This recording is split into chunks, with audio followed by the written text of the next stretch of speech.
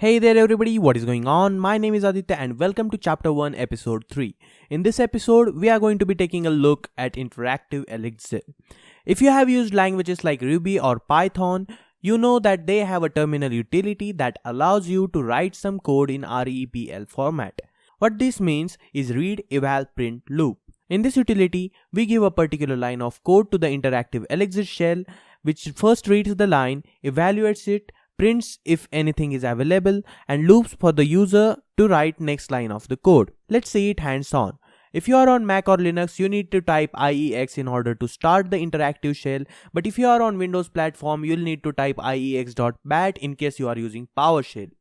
Now since I am using CMDER, which I recommend highly, you can simply go ahead and type in IEX. Now this is what the basic IEX shell looks like. There is IEX written with the number in front of it. That number is the number of the statement you are typing. So far we don't have any, so we get 1 by default. Let's try it out. We'll be adding two numbers. So I'll be just adding 50 plus 55. It's just a standard calculator stuff. And as you can see, the number has been changed to 2, which means you are going to write the second line of code in this loop. We'll be using this utility a lot over this course, so it is really good that you should get used to this. That is about it for this time. I'll see you in the next one.